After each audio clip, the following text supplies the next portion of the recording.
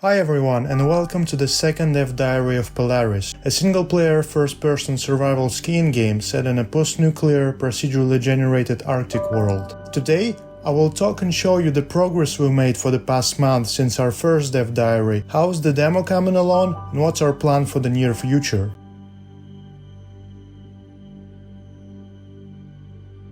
The biggest addition we've made in the past month is definitely the ability to control a boat, to traverse on the water between icebergs and points of interest. This decision came to us when we were implementing our procedural world. We want to generate an endless Arctic Ocean with islands and icebergs generating on top of it procedurally. This is all well and good, but we struggle to find a good and cohesive way for a player to move from one island to another.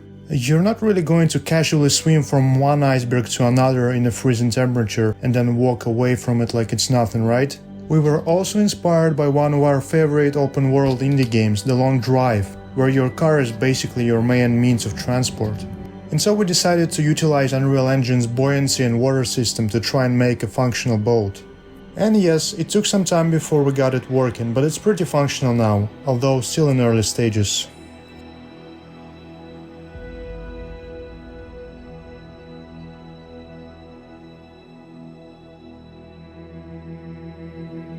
This is more of an emergency way of movement if you accidentally fall into the water.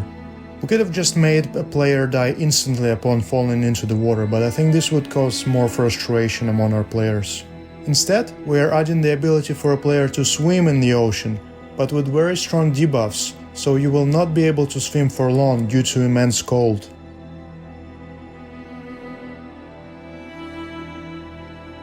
Another mechanic which greatly fits into the Arctic world, in my opinion, is fishing. Since there's an endless ocean around you and even a boat, I think it's only fair to give players an option to find food in this way, instead of only relying on frozen granola bars and cans, which you can find in abandoned buildings.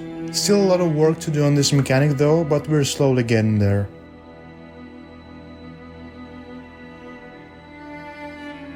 We believe that audio-visual component is extremely crucial for an immersive survival experience, and we started adding character and footstep sounds. Take a listen.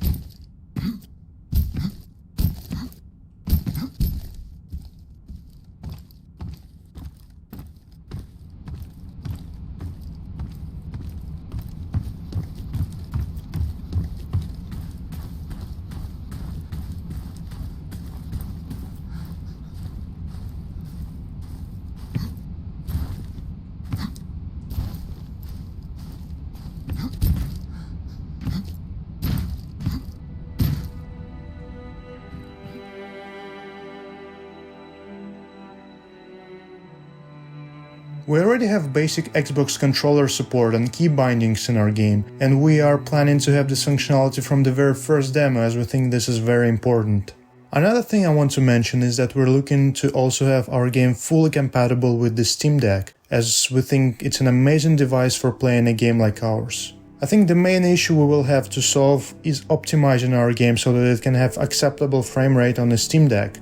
Given that Unreal Engine 5 is a pretty resource-intensive engine, it might prove to be difficult, but we would still like to give it a try.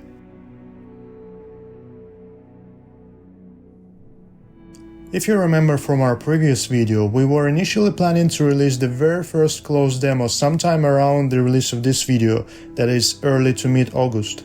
Unfortunately though, as it is usually the case with ambitious indie developers, we slightly overestimated ourselves. Given that both of us have regular 9-to-5 jobs, and especially since we started implementing water traversal mechanics, we realized that we simply won't be able to have somewhat of a complete experience by now. We still have a few big things left to implement, such as points of interest and enemy AI, and even though the first demo doesn't have to be perfect, we at least want to have most of the features functional to get valuable feedback. Still, I want to encourage you to join our waiting list for the first closed test, which will release sometime before the October Steam Next Fest. If you're interested, simply fill in this Google form and we'll send you a Steam key when the time comes. Anyway, I wish all of you a blessed day, a great summer vacation if you're having one, and I will see you in September on this channel. Bye!